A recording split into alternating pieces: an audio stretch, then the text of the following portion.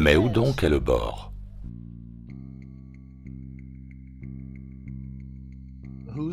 Qui dit qu'il y a un bord et pourquoi supposer qu'il y en ait un? Est-ce parce que lorsque le concept de la Terre plate nous est expliqué, il est toujours présenté de cette manière?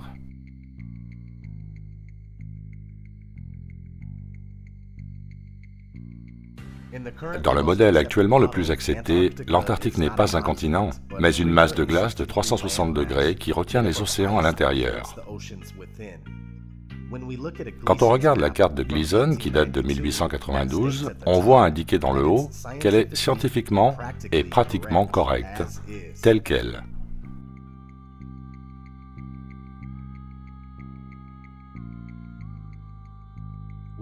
On peut y voir le rebord de glace de l'Antarctique. La carte de Gleason est fondamentalement une projection azimutale équidistante, dont l'origine remonte à l'an 1000. La carte AE est également la carte officielle de l'United States Geological Survey, USGS, ainsi que le logo officiel de l'Organisation des Nations Unies. Le plus ancien globe connu dans le monde date de 1492. Ceci est quelque chose que vous devez garder à l'esprit, car beaucoup de gens soutiennent que la carte de l'azimutale équidistant est juste une version aplatie du globe, alors qu'en fait c'est le globe qui est juste une version arrondie de cette véritable carte plane du monde. Si la carte du monde plat est venue en premier avec la capacité de se convertir en un globe sans aucun problème, alors ceci devrait vous donner une idée de la manière dont la Dupree a pu être réalisée.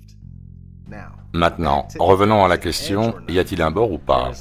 Il n'y a aucune preuve qu'il y ait un bord, une fois passé le mur de glace de l'Antarctique. Mais il est supposé, par beaucoup, que le plan sur lequel nous vivons est soit extrêmement étendu, soit sans aucune limite.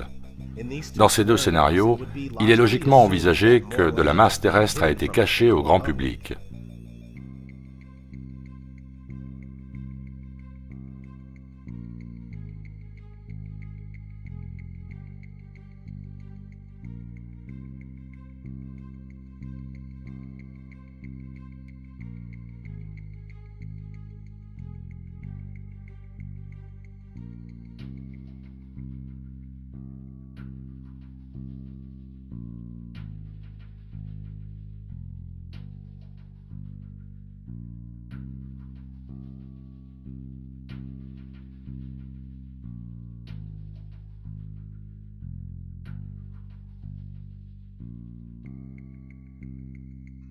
Dans une interview de 1954 avec l'admiral Richard E. Byrd, un officier de la marine américaine spécialisé dans l'exploration, celui-ci avait ceci à dire. Mais étrangement, il reste dans le monde une zone aussi grande que les US, qui n'a jamais été foulée par l'homme, qui se trouve au-delà du pôle, de l'autre côté du pôle sud, depuis l'Amérique centrale. Et je trouve tout à fait surprenant qu'il y ait une aussi grande zone inexplorée, insinuant qu'il y avait plus de masse terrestre au-delà de l'Antarctique. Si cette terre inhabitée était sur un globe, elle se situerait dans l'océan Indien. Une découverte récente d'une ancienne carte bouddhiste dans un journal de 1907 semble soutenir l'idée d'une vaste plaine avec beaucoup de terre.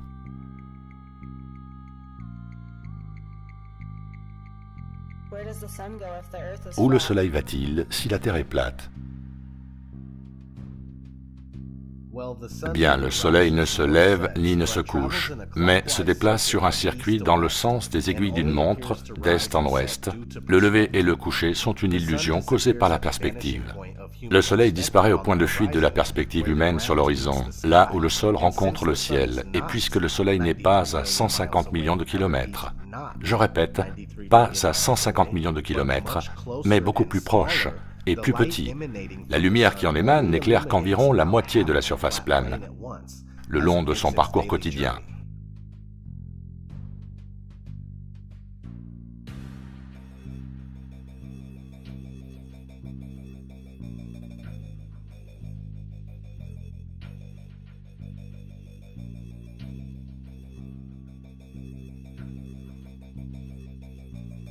Vous n'avez pas l'impression qu'il vient vers vous?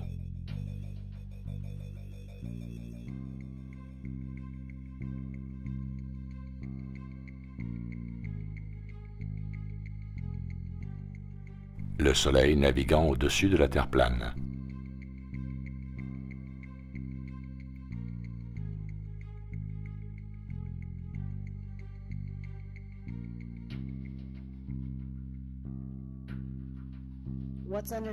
Qu'y a-t-il sous la Terre plate? Ceci est évidemment une question à laquelle on ne peut répondre, puisque les bords présumés n'ont a priori jamais été atteints. Mais beaucoup de gens supposent que ronde ou plate, de toute façon, la Terre flotte dans l'espace. Sauf que l'idée de l'espace passe par la fenêtre avec la théorie du globe. De nombreux textes religieux soutiennent une Terre immobile qui a ses fondements là où elle est posée et ses piliers par lesquels elle est supportée. Nous ne le savons tout simplement pas, mais ce que nous savons, c'est qu'elle est évidemment fixe. Ce que nous pouvons dire par notre expérience quotidienne du non-mouvement, ce que nous voyons dans le ciel au-dessus, sont des objets lumineux faisant des cercles autour de nous, juste comme il semble. Quel que soit ce lieu, c'est le centre de toute notre recherche. Certains disent que la Terre est le sol de l'univers. L'hébreu ancien conçoit l'univers comme étant entouré par les eaux du dessus et les eaux du dessous, connues comme la grande profondeur. Le trou le plus profond jamais foré dans le sol a atteint un total de 12 km. Le noyau même de la Terre n'est rien de plus qu'une pure spéculation, pour ne pas dire un mensonge malveillant. Donc qu'y a-t-il sous la Terre?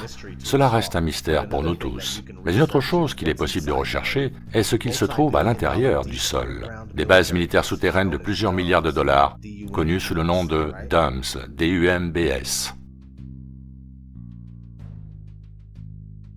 Les bateaux et navires ne disparaissent-ils pas à l'horizon? Ceci est également dû à la perspective humaine, et ils ne franchissent pas l'horizon, ils se fondent avec l'horizon, allant au-delà de la limite de l'horizon, dépassant ainsi son point de fuite. Les bateaux et navires redeviennent tout de suite visibles avec une paire de jumelles, un télescope ou tout appareil photo avec un bon téléobjectif.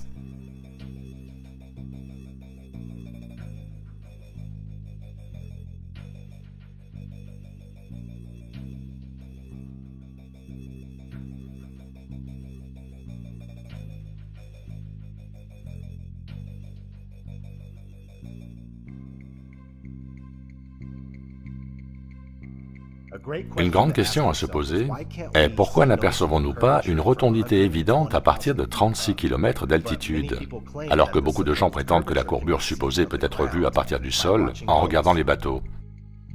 Cela n'a aucun sens.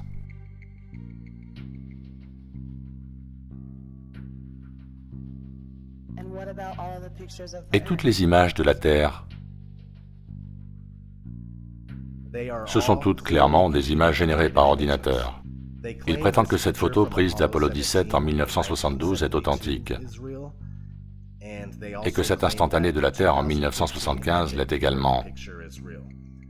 Mais l'employé de la NASA, Robert Simon, nous a donné un aperçu de leur procédé alors qu'il partageait son expérience de la naissance de Marbre Bleu 2.0 en 2002. On le surnomme maintenant Monsieur Marbre Bleu. Il a été interviewé et a déclaré pendant l'enregistrement « La dernière fois que quelqu'un a pris une photo depuis un point au-dessus de l'orbite basse terrestre montrant un hémisphère entier sur un côté du globe était en 1972, lors de la mission d'Apollo 17. Le système d'observation terrestre de la NASA, c'est-à-dire les satellites de l'EOS, a été conçu pour créer une photographie de la santé de la Terre. En 2002, nous avons été capables de rassembler suffisamment de données pour créer un aperçu de la planète entière. Donc, nous l'avons fait. En 2002, Marbre Bleu 2.0. Rob Simon, de la NASA, l'a réalisé. Son job est de prendre des photos brutes et d'en faire des images. Voilà ce que c'est. Faire un composite de données brutes provenant de plusieurs instruments pour en faire une image. Donc en fait, on a dû enlever les nuages. Ils ont mis les nuages de côté et ont placé l'océan, qui vient d'un instrument mesurant le phytoplancton dans la mer. Pour un niveau faible, j'ai augmenté le bleu foncé, car il se trouve au milieu de l'océan la plupart du temps. Et pour un niveau plus haut, c'est un peu plus vert brillant. Ensuite, on rajoute les nuages. Mais il y a un léger problème, car il existe un petit décalage entre chaque orbite, donc on les peint. C'est photoshopé, mais on n'a pas le choix. Ensuite, on a un calque pour simuler l'atmosphère. Et puis, il y a cette tache lumineuse, appelée le surligneur spéculaire. C'est la réflexion du soleil sur l'eau. Ça, ce sont les éléments, mais on ne peut pas juste les fourrer tous ensemble. Ça n'est pas réaliste. C'est trop plat, les nuages sont transparents, donc j'utilise beaucoup mon clavier. Il faut de l'art pour créer le monde. Voilà comment je l'imagine. Malheureusement, je ne suis pas un astronaute. Je ne suis jamais allé dans l'espace. Mais j'ai regardé ces images encore et encore pour en comprendre l'essence. C'est photoshopé, mais il faut que ça le soit.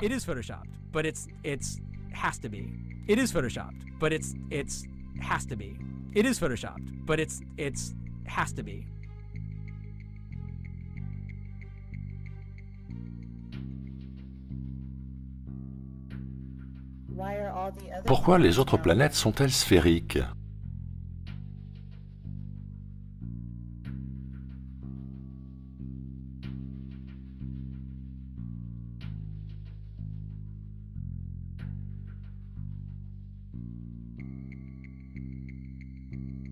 Lorsque vous comparez des images d'amateurs prises par des appareils de qualité professionnelle avec des images officielles de la NASA de planètes et d'étoiles, il est clair que les images de la NASA sont toutes générées par ordinateur, tout comme celles de la Terre.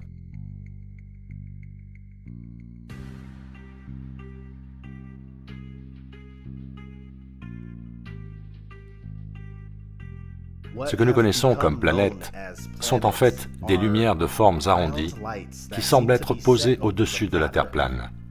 Ces soi-disant planètes et étoiles ne sont pas ce que l'on nous a dit.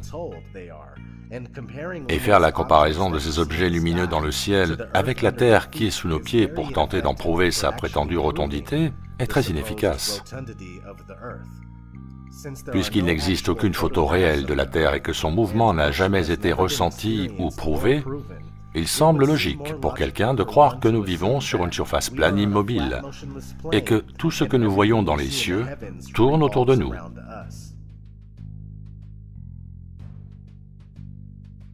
Quid des satellites et du GPS ? Aussi fou que cela puisse paraître, les satellites sont un canular. Ne vous êtes-vous jamais demandé pourquoi il n'y a jamais de satellite endommagé ou décrochant de son orbite ? Et pourquoi leur fonctionnement n'est pas altéré par les écarts constants de température entre le chaud et le froid ? C'est surprenant qu'ils ne fondent pas dans la thermosphère qui est à plus de 2000 degrés. Et quand je me mets à regarder la Lune, je me demande pourquoi nous ne voyons jamais les satellites. Saviez-vous qu'il y a des milliers de kilomètres de câbles de fibre optique au fond des océans, par lesquels transite 90% de la communication globale, Internet, téléphone, etc. Le GPS, lui, fonctionne grâce à des tours cellulaires. C'est un système de triangulation. Vous avez dû remarquer ces grandes tours un peu partout, en vous demandant peut-être ce qu'elles étaient. La télévision par satellite n'est juste qu'un signal radio amélioré, géré par les tours au sol, comme la vieille antenne télé. L'auteur de science-fiction Arthur C. Clarke a proposé l'idée de satellite géostationnaire en 1945 dans un magazine appelé Un monde sans fil. Et 20 ans plus tard, en 1965, le premier succès de mise en orbite géostationnaire d'un satellite de communication fut annoncé. Aujourd'hui, on nous dit qu'il y en a des milliers, mais la chose étrange est que vos efforts pour le prouver resteront vains.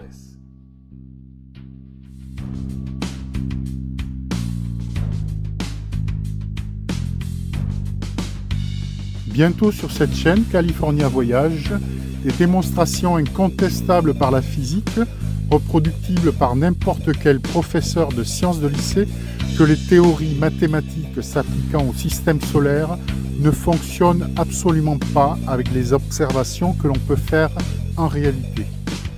Je vais en effet, entre autres, démontrer ici que d'une part la Lune tourne autour du Soleil et pas de la Terre, et que dans ce cas, les observations que l'on peut faire de cette même Lune deviennent alors catégoriquement impossibles. Et je vais te montrer en quoi c'est impossible. Je vais m'employer bien évidemment à rendre ces démonstrations pédagogiquement les plus accessibles possibles.